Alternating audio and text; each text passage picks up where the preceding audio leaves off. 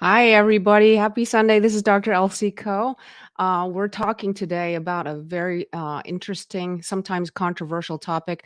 And I thought, in the midst of all this fear and a lot of things going on, chaos that's going on, there's a lot of stress and anxiety, and a lot of healthcare workers and physicians are burning out.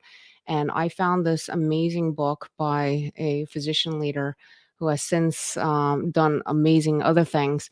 She wrote this great book that's going to help people overcome obstacles in a different way that I haven't spoken about before. So, my name is Dr. Elsie Coe, and I am the CEO and founder of Lead Physician Leadership Program for Physicians. And if you want to hear more of this content, wonderful volunteers have come on. Go to my YouTube channel, and you could be alerted for any future topics that come on. You can subscribe. And without further ado, let me introduce to you Dr. Amber Robbins. Hi, Amber. How are you? I'm great. How are you? Good. I'm going to introduce you. She's a board certified family practice practitioner, and she's also a lifestyle medicine specialist.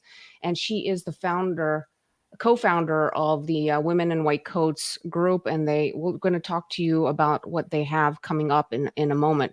But she's also written this fantastic book early on. I think really dedicated towards medical students and maybe young adults, but I think it's really applicable to all of us. And she's also written this Chronicles of Women in White Coats, and there's I think you're on series 4 now, right? Amber, Yes. Mhm. incredible. Thank you so much for what you do to help people, to help our physicians. I want to, if you don't mind, I would love, love, love to talk about this book. Why? Because it's talking about. Let me just read this. The right prescription. She crosses out the right and writes right prescription and finding the right spiritual dosage to overcome any obstacles. And let me just read a little bit on the back here. She says, deciding to become a doctor is the most exhilarating feeling, and it can be a terrifying one.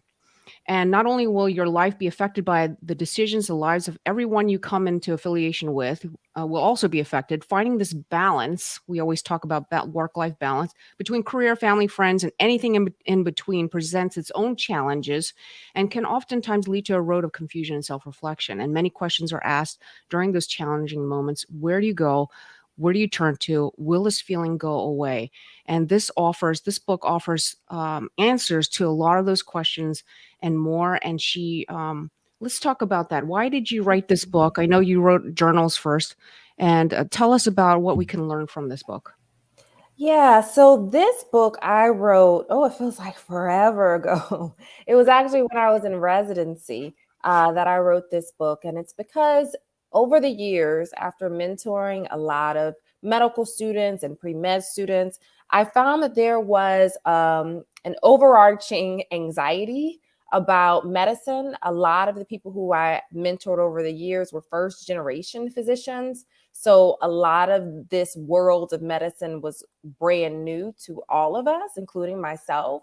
And so understanding that portion of it, as well as understanding how you can get lost very easily in medicine. And at that time, I was in residency. I didn't realize how lost you really can become, even as an attending who's been practicing for years. But understanding what that was, what that feeling felt like, understanding also how your spirituality should be there with you as you go throughout your journey, and being able to take some time to write down some of those emotions, write down some of those feelings, so that you can better address them as you continue to develop in your career. So yeah, it was something that I definitely found that a lot of us were struggling with and feeling inadequate in a lot of different ways. I mean, let me just go through some of the points in here which I thought are amazing. First of all, writing it down. That's the whole point of her writing, write the right prescription, write it down. And you even start in the beginning, write your major goal in here and then write the 3 whys. And Simon Sinek wrote the book The Why, like the why. What is the why?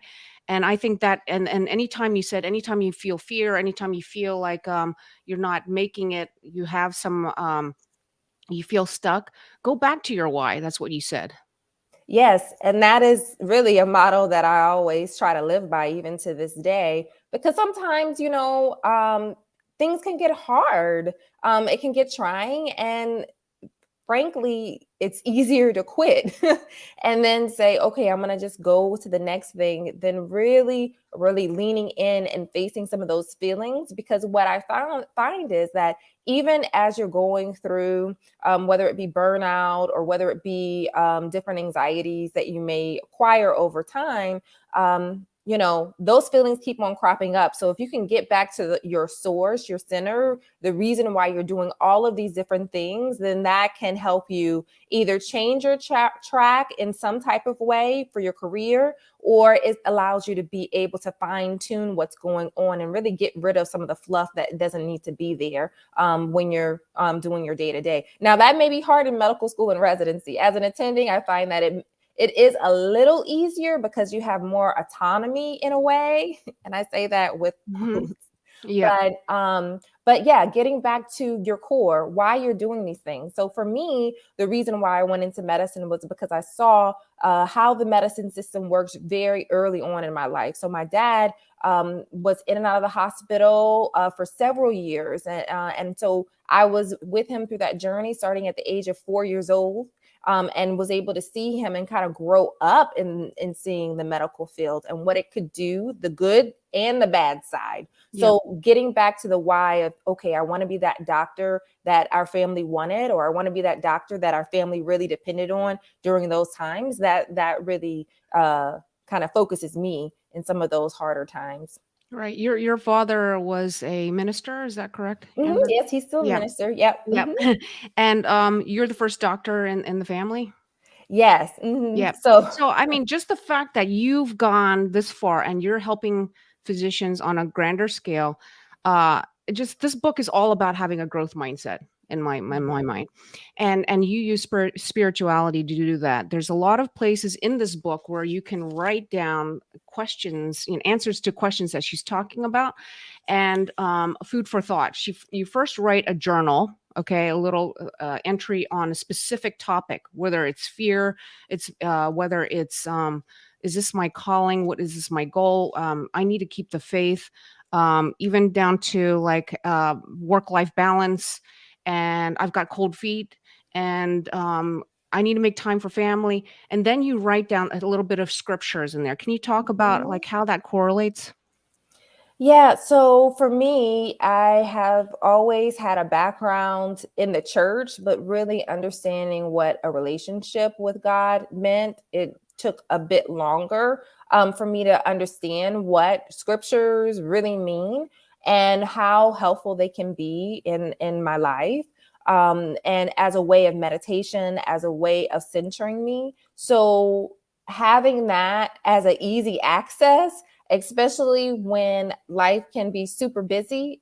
And having that as a way and really trying to make it easy for people to go through whatever the struggle they're going through, writing it down, but then also having an easy access to scripture that can really kind of tie everything together can be helpful. And knowing that you don't really have control over everything or anything, but that God has control. So, Yeah, I love that. And we so don't like to talk about spirituality or faith or religion a lot of times because the science of medicine is supposed to be separate from that. But I think as time has gone on and we're accepting coaching into our lives, we're accepting spirituality, doing some mindfulness. I think it's becoming a lot more accepted. And I have to say myself, I didn't grow up with hardcore religion, but when I had really difficult times in my life, and everyone does at some point, it's just human nature, it's really nice to have that faith in something. Yeah. And And, and and and for some people, exactly. For some people, it may not be God. For some people, it may be the universe. For some people, it's just needing some time to really get in um really get in touch with the strength that you have within. But the whole point is knowing that, okay, everything may not be perfect. Everything may not go the way that you want it to go. But at the end of the day, you are still worthy. You are still capable. You still can get through this, and you can get through it in a way that actually can be victorious instead of you being a victim. And even if you are a victim, being able to reshape that mindset of, okay, why did this happen for me instead of why did this happen to me? That's so good. That is so good. I have a little, and I wasn't even going to share this. This is totally spontaneous, but I Mhm, have this little, this inscription that I had on my desk, and I don't know if this can show. It says, mhm, "Relax, God's in charge." And I mhm, actually got this in the beginning of my career when I had an office, a medical office that where there was no patients. And I was like, oh my God, I'm going to fail. This is never going to work. Only 15 patients showed up this month. And I turned to not only mentors, but I also turned to faith, and I had to mhm, believe. You have to sometimes just taking a step forward and doing things that are uncomfortable to you requires faith and persistence and belief that it's going to work. Yep, because like you said, sometimes things look really, really bleak. Like, oh no, how did I get here? And then Yes. having that faith and manifesting things, even in the small things, like, okay, today we're going to end clinic on time or early. Manifesting those things. Some Yes. people call it manifestation. Yes. So, and other people call it faith. So, being able to take yourself out of the present moment, put Yep. yourself into the future mindset, and knowing that you're just on a journey to where you want to be. Right. And this last excerpt I'm going to share before I want you to share some of the other things that you offer, Amber, is that on chapter 8, it's about just got to be me. Just got to meet me. And you spoke about how Oprah talks about how she wanted to be Barbara Walters for so many years when she was starting off in her career, and she's like trying to emulate her to the point where she's trying to even talk like her. And then she realized that she's never going to be as good as Barbara Walters. Why? Because she's Oprah Winfrey. Mm-hmm. She's never going to be that other person. We how many times, when we grow up, and maybe people still in their adult lives, always we compare ourselves to other people, and we think we're trying to be like them, and when really we need to try to be more like what we're meant to be ourselves, our god-given talents. Can you talk about this chapter? Exactly. Exactly. I think, especially when you are in the field of medicine and trying to figure out what you want to do, where you want to go, or you may already have it figured out, you try to emulate the people that you see, and you try to emulate your role models, which can be totally normal. But at the end of the day, will that last? Do you really show your personality? Do you really show your different gifts? For me, I was really led into a field in medical media and writing and doing all these things that I'd never even seen before. So knowing that that gift may be turning in you for a while, that you may not necessarily know what it is, but leaning into it and just being yourself, that really is what sets you into your own lane. And no one can really compete with you on it, because you're shining, and that's the light that you have inside of you, that you're shining and that you were gifted with. So no one can beat that. Yep. And the fact that you say, you go with that confidence, but you maintain the humility. And you say, you know what, I don't need to know everything. I don't know anything. And you know what? If I have the attitude that I know everything, then who'd be interested in teaching me anything? Yeah, nobody wants to read that story, like, oh, that you know everything. Who wants to read? My mom used to tell me that. Who wants to read that book if you know everything? They want to know what failures you went through and how you picked yourself up to keep going and to continue on to what you feel is successful. So yeah, you don't have to know most things we don't know. And even I always think also about COVID. That really shows how much we don't know. I That's thought right. COVID would have been over several months after it started, but obviously that was not the case. That's so true. So, get this book, guys, if you're interested in learning a little bit more about. Okay, now I can't find the book here, but here it is. So, the right prescription. If you're looking into improving your growth mindset, I don't feel like we learned that in school, even outside of medicine, I just gave a TED talk on this, and so I really, Mhm. I really resonate with what you wrote here. I think it's phenomenal. You wrote it at such a young age, which I think is unusual. I think it's your faith and your upbringing, probably, Amber, that helped a lot. Is that so? Yeah. And I was in an arena where I was really encouraged. So within my residency program, we did a lot of training on, the different mindsets you can have. And I had a great mentor during residency who actually read the book and said, "Oh, you should give this to all your patients. Just tweak some Oh, things." wow. That's So, so good. Mhm. so yes, So so it's not meant for just medical students, it's meant for patients, anyone. it's Okay. anyone. She was telling me, and I actually have to contact her because she was telling me that this should be a book that all my patients have and that I should work with So them good. through it. And So good. and put some quotes in there that may not necessarily be scriptures. And I actually did that years later. Mhm. Um, so yeah. Very good. And then, Mhm. you wrote this you're on your 4th version of the Yes, Chronicles of Women in White Coats. Let me just I have to just talk about it a little bit. sure. You've brought in a group of women who have stories. Can you talk a little bit about this book? Yes. So this was actually, again, going into my question of what is it really like being a woman physician, especially because I didn't necessarily know what that meant. So I had the question of, okay, what is this like? And I would be in different groups on Facebook and they would talk about all these things. And I said, oh, this is great information that should be out there for the world. So I asked some of the women who were in the groups, or if they were interested in telling their stories about what it's like being a woman in a white coat. And so that was the birth of the Chronicles of Women in White Coats. And so each book tells a different story from different women across the country about their experiences, and a lot of them come to really talk about imposter syndrome, to talk about gender inequity, how it is balancing being a mother and a physician, or being a daughter, or being a friend. How is it being someone who isn't acknowledged as a physician, but acknowledged as a nurse by their patients, or even their patients saying, "Oh, I don't remember seeing the doctor." I actually had that Sounds like experience. me. Oh, yes. So normalizing what we are experiencing in a way that we can make changes, because a lot of us can be in isolation going through a lot of these different things. But knowing that, okay, this is what's happening. Yep. This is status quo. How do we make changes going forward to improve the culture of medicine? Very good. Thank you so much for writing Mhm. that and helping us understand and the public to understand. And tell us a little bit about how we can find you. I know that I had Dr. Shrestha on before. She's a co-founder of the Women in White Mhm. Coats founded group, and I have the website right here. Exactly. So you can find us at womeninwhitecoats.com. There we do several things. We have the Chronicles of Women in White Coats book series. And we also found, as we've been working in this area or arena, that there was some more things that we needed to provide to those who find us.